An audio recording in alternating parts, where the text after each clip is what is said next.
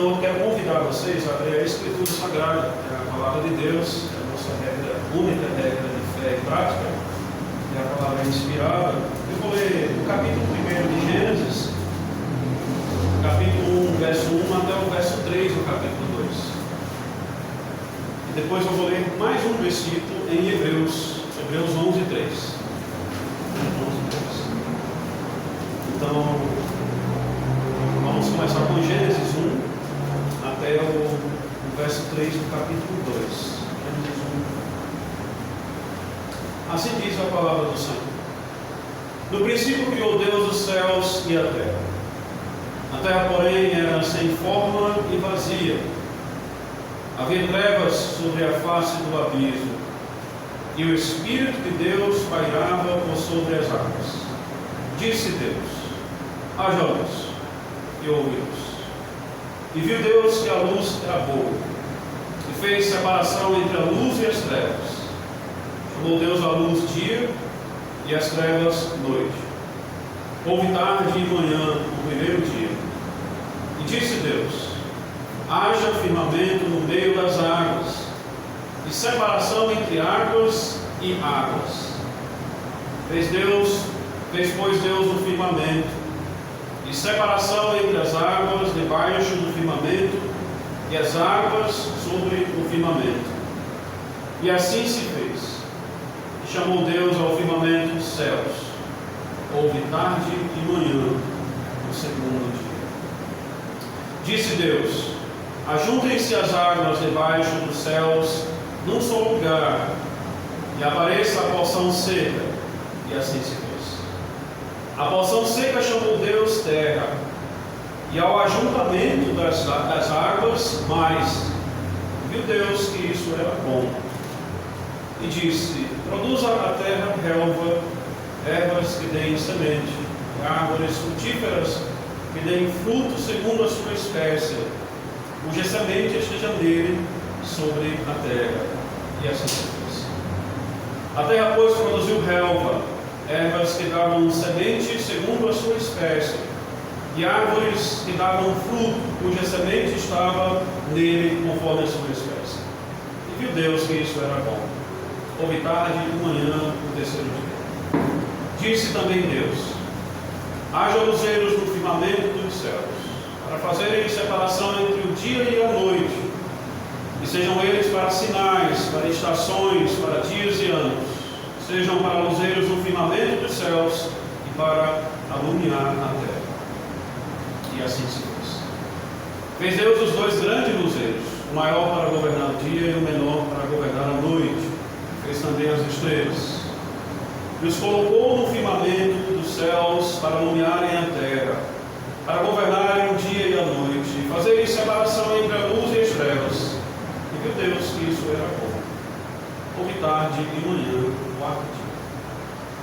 Disse também Deus: povoem-se as águas de enxames de seres viventes, e voem as aves sobre a terra, sob o firmamento dos céus. Criou, pois, Deus os grandes animais marinhos, todos os seres viventes que rastejam, os quais povoavam as águas segundo as suas espécies, e todas as aves segundo as suas espécies. E Deus que isso era bom. Deus os abençoou, dizendo: sede fecundos, multiplicai-vos e enchei as águas dos mares, e na terra se multipliquem as águas. Houve tarde e manhã, quinto dia. Disse também Deus: produz a terra os seres viventes conforme a sua espécie, animais domésticos, répteis e animais selváticos, segundo a sua espécie. E assim se fez. E fez Deus os animais selváticos segundo a sua espécie, e os animais domésticos conforme a sua espécie, e todos os répteis da terra conforme a sua espécie. E viu Deus que isso era bom. Também disse Deus: façamos o homem à nossa imagem, conforme a nossa semelhança. Tenha ele domínio sobre os peixes do mar, sobre as aves do céu, sobre os animais domésticos, sobre toda a terra e sobre todos os répteis que rastejam pela terra. Criou Deus, pois, o homem à sua imagem, a imagem de Deus o criou, homem e mulher os criou. E Deus os abençoou e lhes disse: sede fecundos, multiplicai-vos, enchei a terra e sujeitai-a. Dominai sobre os peixes do mar, sobre as aves dos céus, e sobre todo animal que rasteja pela terra. E disse Deus a mim: eis que vos tenho dado todas as ervas que dão semente, que se acham na superfície de toda a terra, e todas as árvores em que há fruto que dê semente, isso vos será para mantimento. E a todos os animais da terra, e a todas as aves dos céus, e a todos os répteis da terra, em que há fôlego de vida, toda a erva verde lhes será para mantimento. E assim se fez. Deus, quando fizera, eis que era muito bom. Houve tarde e manhã, o sexto dia. Assim, pois, foram acabados os céus e a terra, e todo o seu exército. E havendo Deus terminado no dia sétimo a sua obra que fizera, descansou nesse dia de toda a sua obra que tinha feito. E abençoou Deus no dia sétimo e o santificou. E nele descansou de toda a obra como o Criador fizera. Agora vamos abrir a palavra de Deus em Hebreus, capítulo 11.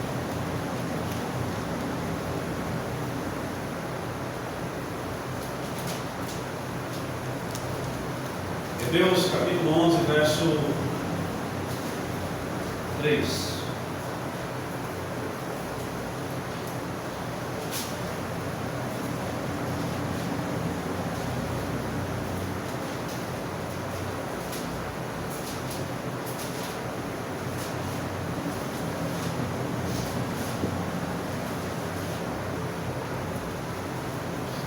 Hebreus 11, 3 diz assim: pela fé, entendemos que foi o universo formado pela palavra de Deus, de maneira que o visível veio a existir das coisas que não aparecem.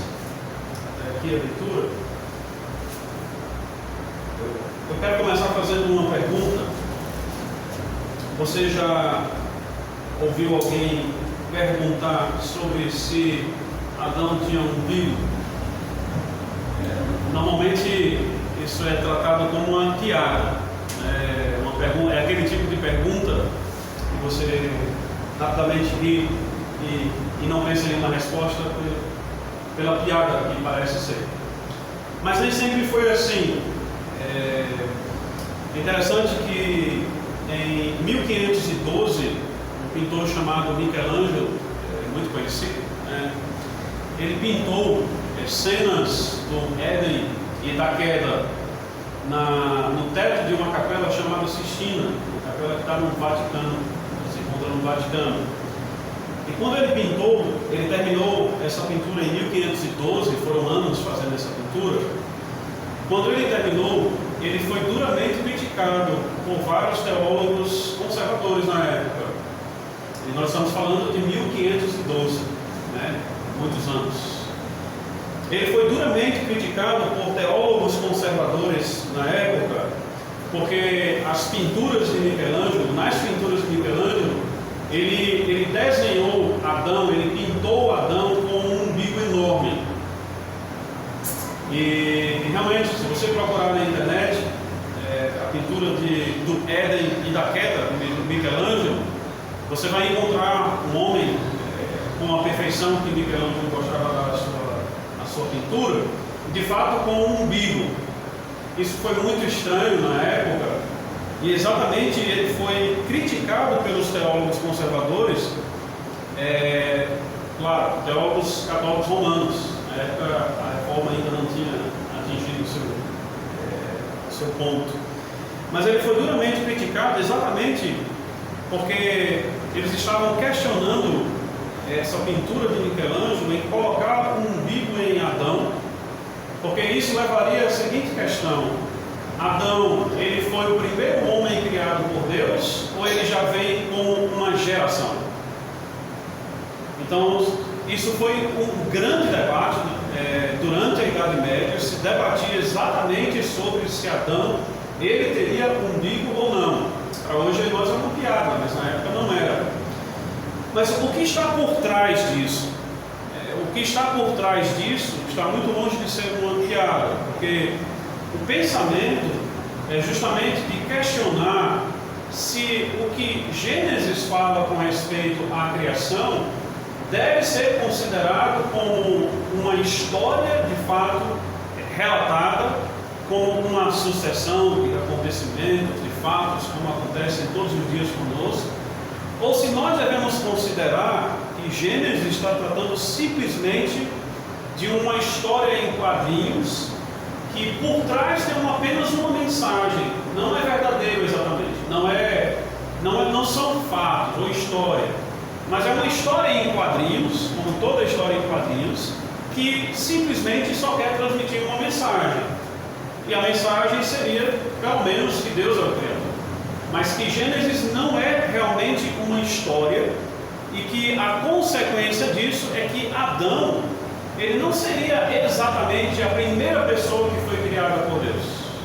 Se Adão ele tinha umbigo, isso quer dizer que ele veio de uma mãe que tinha, e ele era ligado a essa mãe por um cordão umbilical. E aí vem toda a história de que Adão não seria o primeiro da raça humana, mas seria um representante da raça humana. Isso é bem sutil, porque realmente nós acreditamos que Adão era um representante da raça humana. Nós não temos dúvidas disso, porque a própria Bíblia fala de Adão dessa forma. A Bíblia fala do primeiro Adão em relação ao segundo Adão. Paulo fala isso em Coríntios. E quando Paulo fala em Coríntios do primeiro Adão e do segundo, ele está falando de dois representantes. Eles estão à frente, à nossa frente como representante. Adão como representante da raça humana, criada por Deus, e Cristo, que é o segundo Adão, como o representante da raça humana recriada, transformada, trazida à criação novamente. Então é meio sutil quando se fala que Adão ele não era exatamente o primeiro da raça humana, mas o representante. Só que nós entendemos, e pela palavra de Deus, e por isso eu quero considerar com vocês hoje, pela palavra de Deus, Adão ele não era só um representante da raça humana, mas ele realmente foi o primeiro ser humano criado por Deus. O primeiro ser humano criado por Deus. E aí a questão que vem por trás disso, se Adão foi o primeiro criado por Deus, como esse universo, esse mundo veio a existir? Como é que nós devemos acreditar com respeito à criação de Deus? Agora saindo um pouco da discussão sobre se Adão tinha umbigo ou não, e se ele era o primeiro da raça humana ou ele veio depois de gerações, mas foi tirado por Deus aqui como representante, saindo um pouco disso, mas tendo uma relação, o mundo.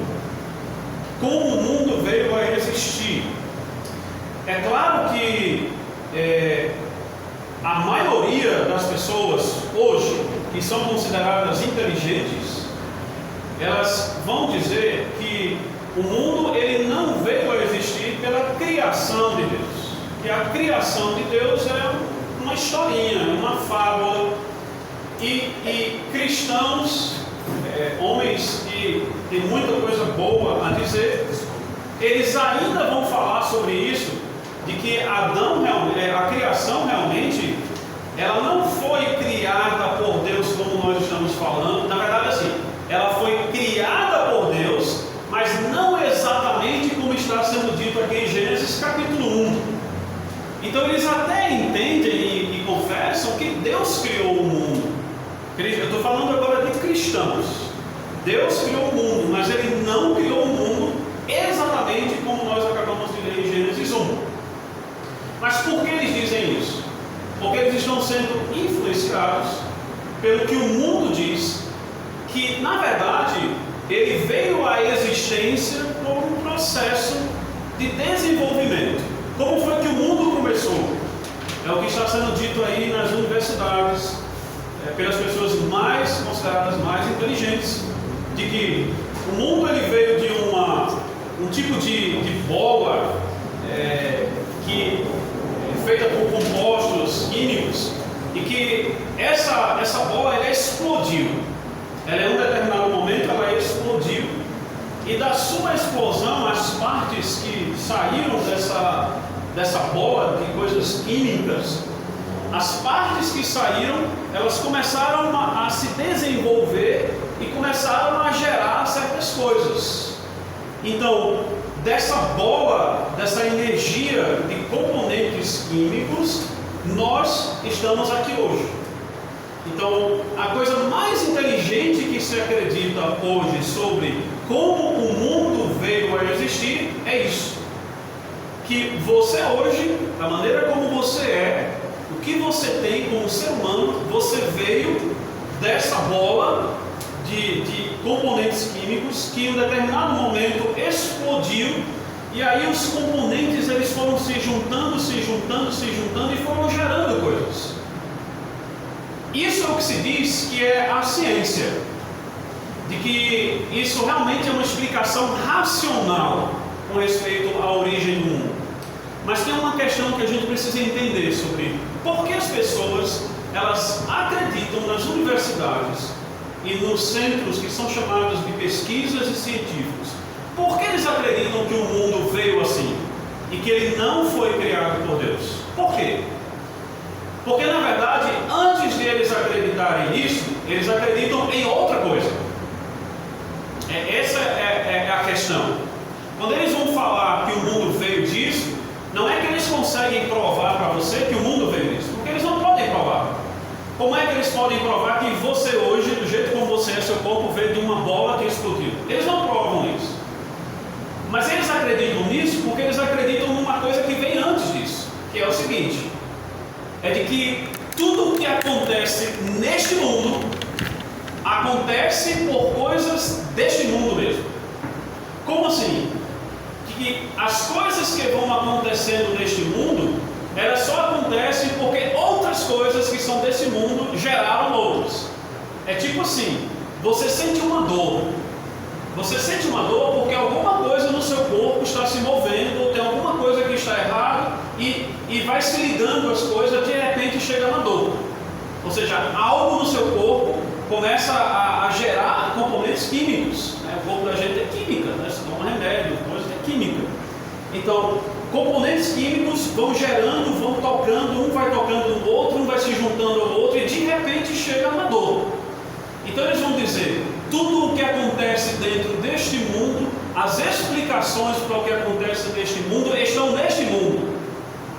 E as causas das coisas que acontecem neste mundo, elas estão neste mundo. Sempre é uma coisa que acontece e foi gerada por outra. Eles acreditam nisso. E porque eles acreditam nisso, eles vão dizer: o mundo ele veio de uma bola, explodiu, e essa bola explodindo, um componente veio para cá, se juntou com o outro, gerou outro, saiu gerando outro, esse outro aqui gerou outro, e chegou a nós. Isso tem nome, isso na história tem um nome científico para isso, uma maneira de pensar. Mas a grande questão que não nos interessa nesse momento é entender exatamente as coisas científicas sobre isso. A grande questão é verdade que tudo o que acontece neste mundo tem uma causa neste mundo? Isso não é verdade? Ou isso é fé? Eles podem provar que não existem coisas além deste mundo físico que podem gerar coisas nesse mundo. Eles podem provar isso. Eles podem provar que sempre algo deste mundo, como esta parede, só existe porque uma coisa deste mundo também, material, gerou essa parede. Eles podem provar isso. Eles não podem provar isso. Eles não conseguem provar isso. No final das contas, esse pensamento de que o mundo ele veio de uma explosão e que foi desenvolvendo, isso nunca foi e não é científico. Isso é religião. Isso é fé. Porque eles primeiro acreditam em uma coisa para depois afirmar isso. Eles primeiro acreditam que tudo neste mundo tem a causa neste mundo, para depois dizer que então o mundo foi formado assim. Isso é fé, é religião. Obviamente falsa, mas é fé e religião. Você se lembra do que diz o Salmo 14, verso 1? Diz o tolo no seu coração: não há Deus. Então toda essa fé, essa teoria de que o mundo veio assim, é uma fé de um tolo, de um ímpio que no seu coração está dizendo: não há Deus. Por isso que eles nunca vão admitir que o mundo foi criado por Deus, porque eles não acreditam que algo fora deste mundo, fora da matéria do que existe, possa interagir e possa realmente causar coisas neste mundo. Isso é nada mais, nada menos do que dizer, como o Salmo 14, não há Deus. Não há Deus. Vamos resolver as nossas coisas aqui. As nossas explicações estão aqui. As causas das coisas desse mundo estão aqui. Deus está fora. Salmo 14. Salmo 14. Isso é fé. Isso é religião. E agora vem a questão. Entendendo que, começando com o que Michelangelo falou e fez em relação a Adão, que a palavra de Deus, o que ela está dizendo com respeito à criação de Adão, pode ser questionável, e consequentemente hoje, o que a Bíblia diz sobre a criação pode ser questionável, porque o que é a Bíblia para dizer isso? Nós questionamos a mesma coisa. O que essas teorias e explicações com respeito à origem do mundo têm a ver com a verdade? O que isso tem a ver com a verdade? Que tudo neste mundo tem a causa deste mundo e as explicações deste mundo. E tudo que é matéria tem a causa na matéria e as explicações na matéria. Isso é verdade. O que é verdade? Eles dizem também que isso é a explicação racional do mundo, da origem do mundo. Que Deus criou o mundo, isso é fábula para contar para criança. É historinha para criança. Quando a criança cresce, você abandona essas histórias de que Deus criou o mundo e você vai explicar agora dar a explicação racional. Mas a pergunta é: será que isso é racional mesmo? Deixa eu dizer uma coisa. Você sabe qual é a mãe da razão? Razão é quando você explica as coisas com razão, de maneira que tenha lógica, que você entende. Isso é razão. Mas você sabe qual é a mãe da razão? Que realmente que cria a razão, que gera a razão? A mãe da razão é a verdade. Uma coisa que não é verdadeira não pode ter razão. Razão sempre está baseada na verdade. Mas o que é verdade? Aquilo que Deus disse. Então, o que é racional? O que é racional, o que é verdadeiro, o que faz sentido e tem razão é aquilo que Deus disse.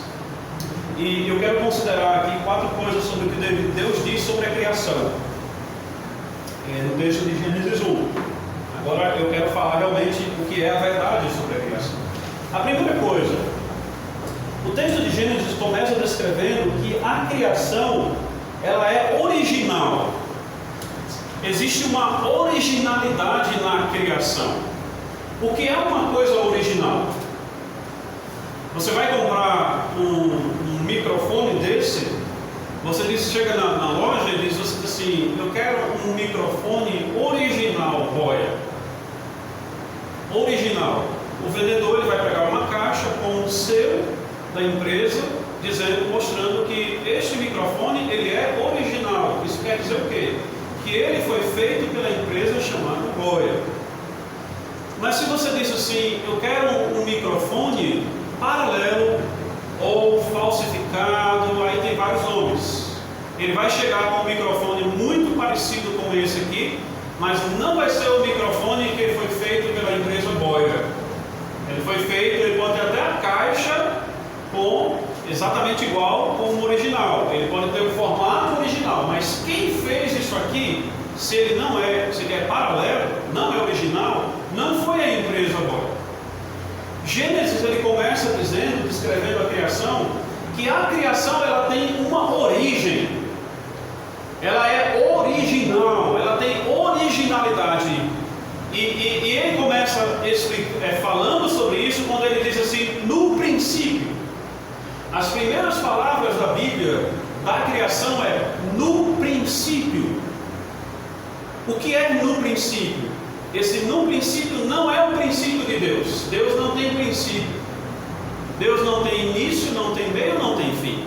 Mas quando Gênesis começa dizendo assim, no princípio, é que tudo aquilo que ele vai descrever como criação teve uma origem, teve um início. E a origem da criação, ela vem no tempo e no espaço que vem de Deus. No princípio. A criação, ela é original. Ela, antes da criação, havia nada. Ela teve um início. Então, essa origem vem de alguém. Quem fez esse no princípio? Quem fez tudo aquilo que vai ser descrito? Esse no princípio seria o momento em que o relógio ele poderia começar a ser marcado. Exatamente como a fabricação de uma coisa. Você não tem nada aqui sobre a mesa, mas agora eu vou começar a fabricar esse microfone.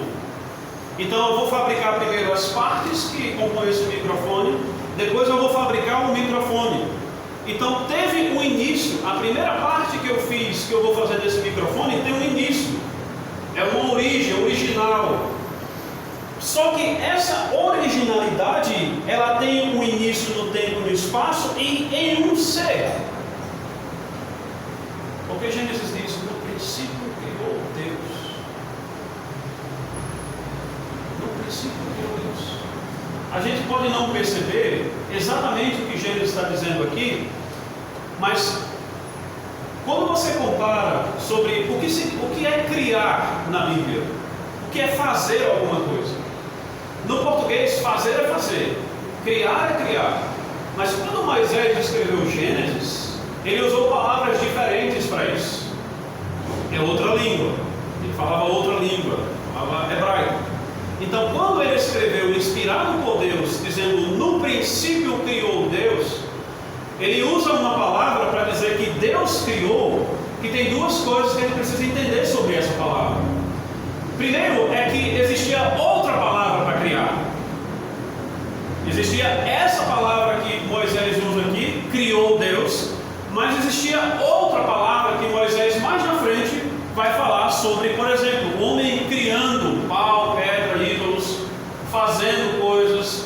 Então são palavras diferentes. Essa é a primeira coisa. E a palavra que Moisés usa aqui é uma palavra que em toda a Bíblia só Deus é quem faz a ação dessa palavra. Lembra que são duas palavras para criar que Moisés usa. Uma, ele usa para dizer que os homens fazem a criação e que os homens fazem coisas. A outra palavra, que é a que ele usa aqui, para dizer que Deus criou, somente Deus é aquele que faz a ação. E a segunda coisa sobre essa palavra é que ela significa de fato criar algo que não existia. Não é fazer alguma coisa, porque a palavra criar, num certo sentido, ela pode significar que eu criei esse microfone, mas eu posso dizer assim, as partes dele já existiam. Eu simplesmente só fiz o microfone. Essa espuma aqui, sem estar aqui, ela é espuma. Esse clips aqui, sem estar aqui, é clips, pode servir para qualquer coisa. Mas a partir do momento que eu junto a espuma com o clips e tudo que tem aqui no microfone, eu crio um microfone. Só que a palavra que Moisés usa aqui seria impossível para descrever isso como ato de criar. Porque quando Moisés diz que Deus criou os céus e a terra, ele está dizendo que somente Deus é capaz de fazer isso e que ele fez isso do nada. Não existia qualquer coisa antes.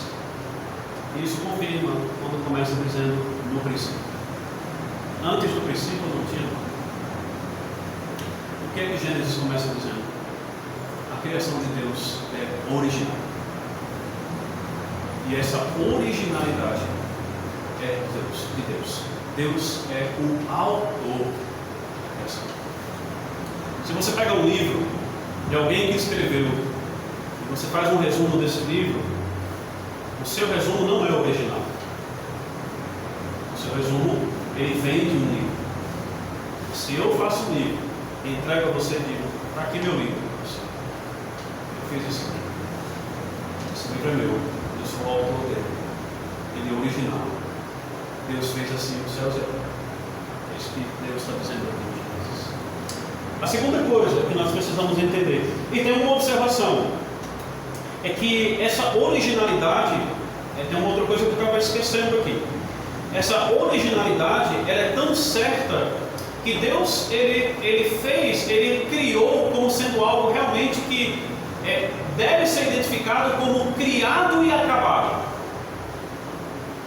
Porque em Gênesis capítulo 2, como é que começa Gênesis capítulo 2?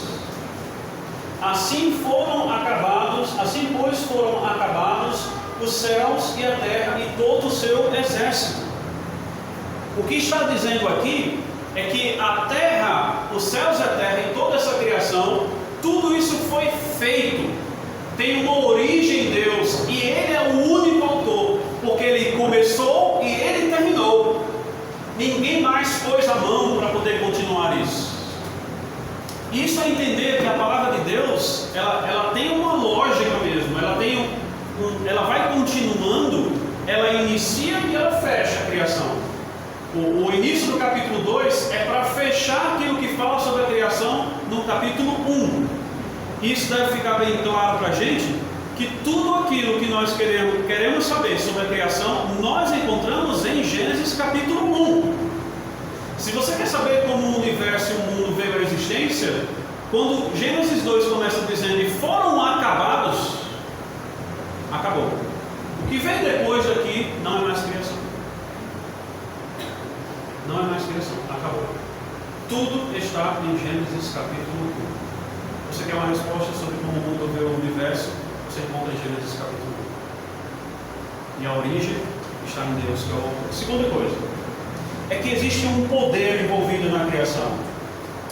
Como é que começa? Quando Deus criou os céus e a terra, diz a terra era sem forma e vazia, no verso 3 diz assim: disse Deus, haja luz, e houve luz. Você vai encontrar em vários momentos no capítulo 1 essa relação: disse, haja, disse, se fez, disse, haja e se fez, disse, haja e se fez. O que é que Deus está dizendo? O que Moisés, inspirado por Deus, está dizendo? É que a criação, ela é um ato de poder que somente com a palavra ela veio à existência. O que eu posso concluir dessa relação disse e se fez é que não houve um tempo, a não ser o tempo que é descrito aqui. Tudo que diz e faz, o tempo que está envolvido no dizer e fazer é o que está sendo dito aqui, porque disse e fez. A conclusão é: não houve um processo, não foi uma energia, não foi uma explosão, não foi uma combinação de elementos da natureza que geraram essas coisas, mas foi simplesmente o poder de Deus de dizer e vir a existir. Disse e veio à existência. Quando o homem diz que houve um processo na criação, o que é que ele está querendo dizer? Que seria impossível algo que nós estamos vendo como tão grandioso ser criado dizendo e vindo à existência. Isso também é fé, é uma religião que coloca Deus de fora.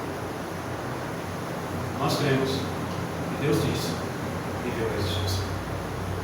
É poder. Por isso que nós lemos o Salmo 33. O Salmo 33 diz que pela ordem de Deus os céus e a terra veio à existência. homem diz que houve um processo de milhões de anos para a Terra ser o que ela é hoje, ele está querendo desfazer o poder e a ordem de Deus de dizer e acontecer. Nós não podemos aceitar isso. Não podemos aceitar isso. Deus diz e acontece. Por isso que Hebreus diz que cremos pela fé. E você não precisa negar isso. Eu creio pela fé que o mundo foi criado por Deus, que Ele é o autor do mundo e que Ele disse que veio à existência. Eu não creio num processo que não seja em 6 dias. Eu não creio num processo que não seja como Gênesis está relatando. Se eu quero colocar algum tempo na criação, eu tenho que colocar o tempo que Gênesis 1 diz. Por quê? Porque eu acredito que o mundo veio pela palavra de Deus, e eu acredito que a palavra de Deus é tão poderosa que ela é capaz de dar origem ao mundo. Ela é capaz de dar origem. Então, Gênesis 1 está falando de um poder. Há uma outra coisa, que é uma discussão sobre o poder de Deus, que é questionada, é sobre se 6 dias são literais ou não. Se os 6 dias da criação, ele realmente aconteceu como nós queremos hoje, como nós vivemos hoje. Você acordou hoje, você tomou café, você almoçou, você jantou, você está agora indo para casa dormir, e você vai passar a noite e amanhã é outro dia. Será que Deus ele criou todo esse universo nesse espaço de tempo de 6 dias, de segunda a hoje? Será que Deus criou isso assim? A resposta é: Deus criou o mundo em 6 dias de 24 horas, exatamente como nós contamos hoje. É claro que muitos estudiosos vão dizer que isso é impossível. Mas por que é impossível? Porque a palavra de Deus que diz que haja e veio a existência não poderia trazer a existência em 6 dias todas as coisas? Se Deus diz e acontece, por que não? Mas será que Gênesis ele dá espaço para acreditarmos que a criação, pelo poder de Deus, ela foi em eras e milhões de anos, ou foi exatamente em 6 dias? Eu quero falar sobre 3 coisas aqui, destacar 3 coisas que provam em Gênesis 1, no que a Bíblia está dizendo. E mais uma vez, eu não estou preocupado com o que as universidades estão dizendo sobre a criação. Eles não acreditam em Deus para falar sobre o que eles falam. Eles excluem Deus e eles acreditam que tudo o que eles têm que explicar tem que ter explicação neste mundo. Eu não acredito nisso. Nós não acreditamos nisso. Nós acreditamos nesse mundo e que essas coisas que existem têm uma relação direta com Deus e que Deus não está fora deste mundo. E se eu acredito nisso, eu não posso aceitar uma explicação que tira Deus desse mundo. Então, como é que Gênesis mostra que foram 6 dias literais? Realmente, primeiro é que ele dá uma numeração de dias sucessivas. Ele fala o primeiro dia, você encontra aqui, por exemplo, no verso 5, houve tarde e manhã, o primeiro dia. Depois ele diz no verso 8, houve tarde e manhã, o segundo dia. E ele segue assim como o terceiro dia, o quarto dia, o quinto dia, o sexto dia. Então, nessa sucessão de dias, a ênfase do autor bíblico inspirado por Deus é de que realmente nós não temos condição de considerar isso como se fosse milhões de anos, porque as pessoas que iriam ler esse texto aqui, elas naturalmente iriam considerar dias. Moisés escreveu isso aqui quando ele estava no deserto, com Israel no deserto. Será que Israel no deserto, quando ele lesse isso aqui, ele iria entender que isso aqui está se referindo a milhões e milhões de anos? Porque isso é tão recente quanto o nosso tempo. É tão recente quanto o nosso tempo. Quando Deus escreve a palavra, Ele escreve para o seu povo entender. Quando os israelitas no deserto pegaram isso na mão de Moisés, eles realmente leram conforme está escrito, Deus dizendo: 6 dias, um dia, outro dia, outro dia. Primeira coisa. Segunda coisa, que Gênesis 1 está falando de dias literais, é que Gênesis 1 fala do sétimo dia. Se esses dias, eles não são dias realmente como nós vivemos hoje, por que é que Deus mandou que o seu povo que estava no deserto, ele guardasse um dia? E quando Deus disse que Israel guardasse um dia, abre em Êxodo capítulo 20. Êxodo capítulo 20.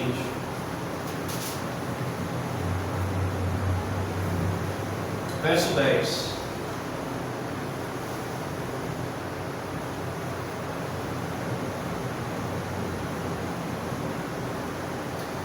Diz assim: mas o sétimo dia é o sábado do Senhor teu Deus, não farás nenhum trabalho, nem tu, nem teu filho, nem tua filha, nem o teu servo, nem a tua serva, nem o teu animal, nem o forasteiro nas suas portas para dentro.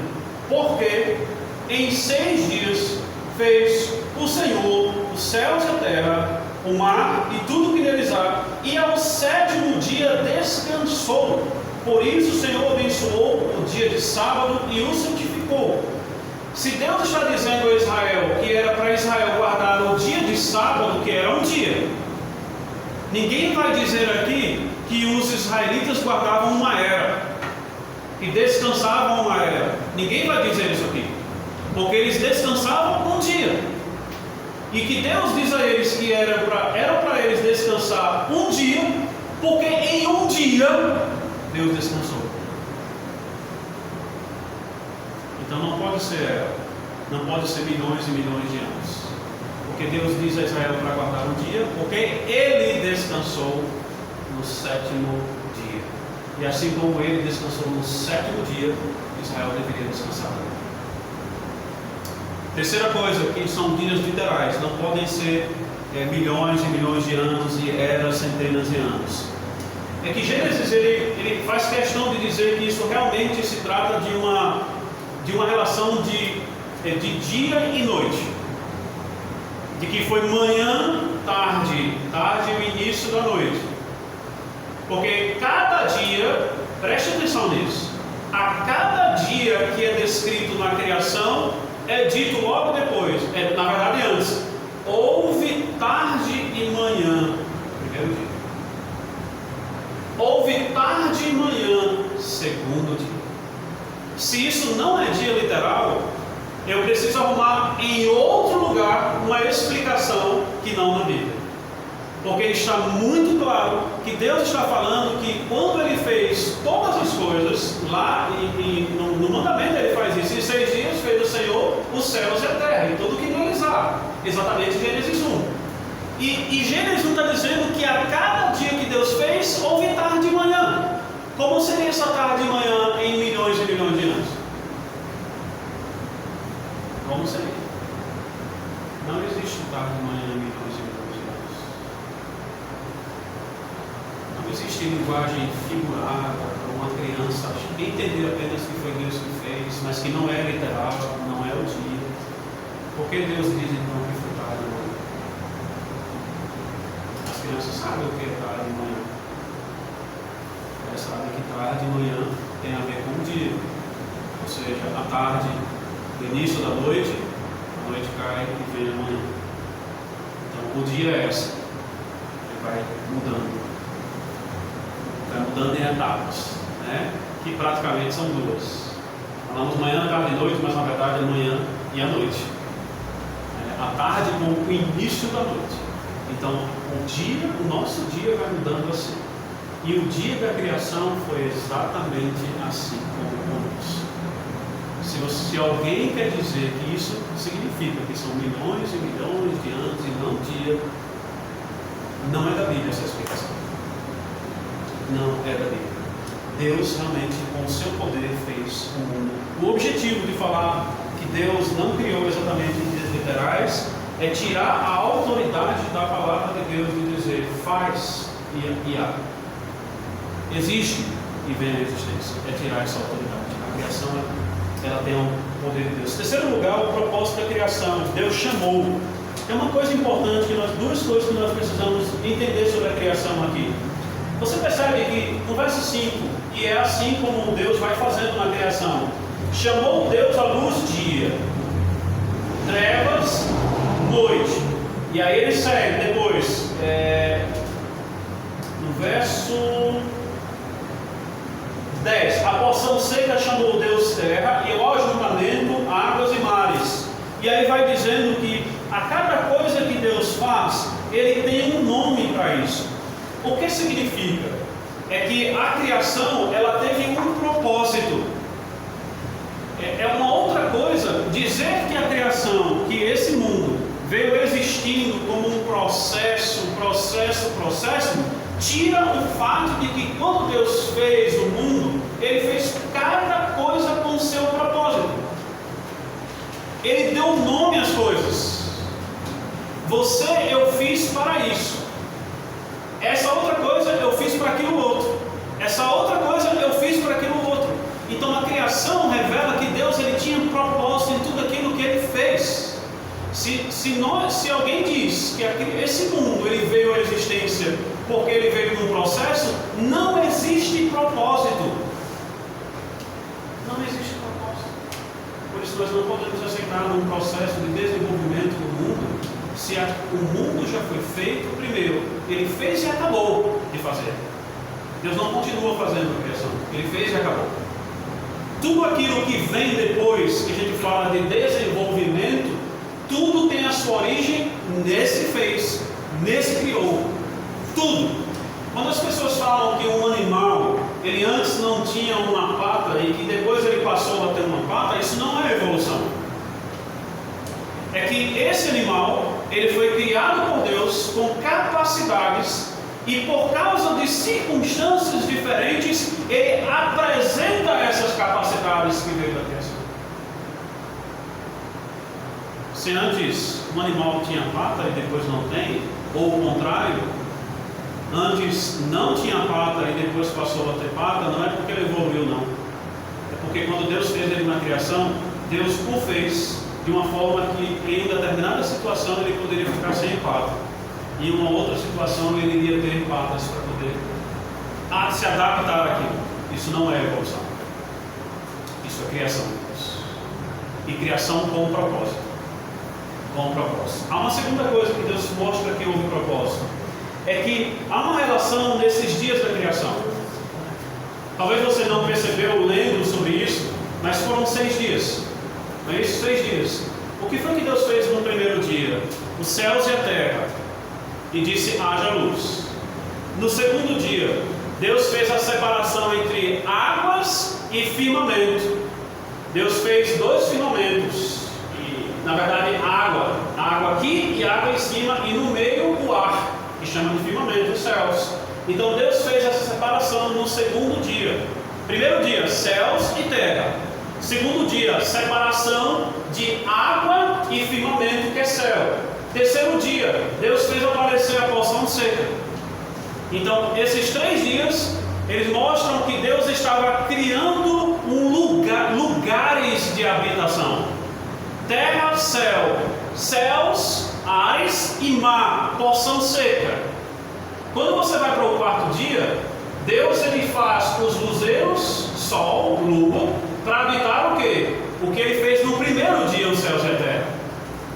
Então no primeiro dia Deus fez os céus e a terra, e no 4º dia ele fez aquilo que iria habitar nos céus e na terra. No 5º dia Deus fez os animais dos mares e dos ares, aves e peixes. Isso quer dizer que Deus criou as aves e os peixes para habitar aquilo que Ele fez no segundo dia, que quando Ele separou os mares do firmamento. Quando Deus fez os animais que se rastejam e nos fez, no 6º dia, Ele fez os habitantes que iriam viver e habitar aquilo que Ele fez no 3º dia, a terra, a porção seca. O que é que Deus está falando sobre isso? Deus está dizendo que Ele fez a sua criação com sabedoria, Ele teve propósito, e cada coisa no seu devido lugar com a sua sabedoria. Tudo em ordem. E por isso Ele diz: cada a sua expressão. O resumo é: a criação em Gênesis 1, ela mostra que ela é original, houve originalidade, Deus é o autor da criação, e a origem é nele. A origem do universo é em Deus, é nele, Ele faz, Ele diz e fez. Segundo lugar, a criação revela poder, não tempo, não processo, não causas naturais, mas poder. Por isso Deus disse e fez, e os dias são exatamente como Deus fez, literais. Terceiro lugar, houve propósito na criação. Deus, Ele chamou cada coisa pelo seu nome, para mostrar que teve propósito naquilo que Ele fez. Quarto lugar, Deus mostra que a criação tem sabedoria, a sabedoria dele. Ele fez os dias da criação em ordem, e cada um como lugar de habitação e seres que iriam habitar. Isso é a infinita sabedoria de Deus. E também o que revela a sabedoria é que Ele fez cada coisa à sua espécie, com as suas características, com as suas propriedades. Animal é animal, pessoa é pessoa, ave é ave, mamífero é mamífero. Então cada um com a sua espécie. Eu quero terminar com a seguinte pergunta: mas o que isso tem a ver com o Evangelho, com a nossa fé cristã? Será que é porque simplesmente nós somos criacionistas e não somos evolucionistas, não acreditamos que o mundo veio de uma evolução, de uma explosão? Será que é só por causa disso? Não, não é só por causa disso. João capítulo 1, quando ele começa dizendo no princípio, não é assim que começa João capítulo 1, no princípio? Quando João começa dizendo no princípio, ele não está querendo imitar Gênesis apenas. Ele está querendo mostrar que o mesmo Deus que criou os céus e a terra, que é o autor de toda a criação e que fez do nada e que tudo tem a origem dele, é o Deus do Evangelho. É o Deus do Evangelho. É o mesmo. Isso quer dizer que se Deus ele não criou, como Gênesis 1 está dizendo, Ele não pode ser o Redentor, como João 1 está dizendo. Então nós cremos que Deus fez toda a criação em 6 dias, conforme Gênesis 1 está dizendo. Ou nós não podemos dizer que somos evangélicos e do Evangelho, porque Deus ele mostra claramente em João capítulo 1 que Deus, o Deus que fez o universo no princípio, é o mesmo Deus do Evangelho. Quem criou o universo é o mesmo que vem habitar conosco, tabernacular e que se faz carne. É o mesmo. Não pode ser diferente. Eu não posso acreditar que Jesus é o Salvador e não acreditar que Deus é o Criador. E que Ele, o Cristo, o Filho de Deus, também é o Criador. Eu não posso. Ou eu acredito que Gênesis 1 foi Deus que criou, como está, e acredito no Evangelho. Ou eu acredito, ou não acredito em Gênesis 1, eu não posso acreditar no Evangelho. João capítulo 1 está dizendo isso. No princípio. Ele coloca você para Gênesis, para dizer exatamente que o Criador é o Redentor. E Deus falou isso várias vezes para Israel. Eu sou o teu Criador, eu sou o teu Redentor. Amém. Então, o Evangelho, ele tem tudo a ver com o que diz a criação. Tudo a ver. Tudo a ver. E há uma coisa que precisa ser dita: a nossa fé ela não começa com Mateus capítulo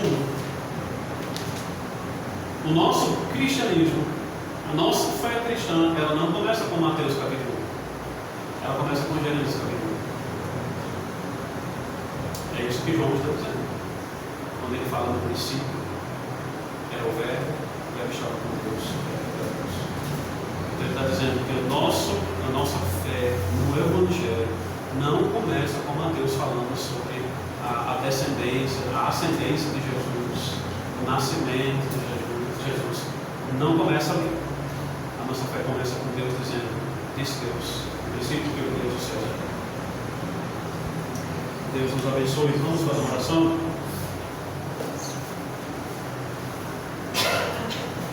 Ó Deus Todo-Poderoso, Pai, nós agradecemos por esse momento que podemos estudar a Tua Palavra. É a Tua Palavra, Senhor. Te louvamos por ela. E nós nos debruçamos sobre a verdade do Senhor, que é a Tua Palavra. Te louvamos porque nós podemos crer na verdade e não temer. Porque nenhuma verdade é aquilo que o homem diz. A verdade não é aquilo que o homem diz, mas aquilo que o Senhor diz. O homem precisa de ser provado para ser verdadeiro. Tu não. Apenas precisas dizer que assim é a verdade. E nós amamos a Ti, Senhor. Louvamos a Ti pelo Teu Espírito que nos dá entendimento, que nos faz receber essa verdade em nosso coração.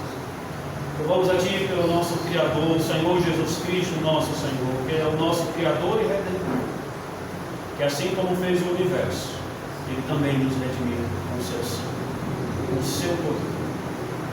Assim, Deus, te louvamos e agradecemos. Em nome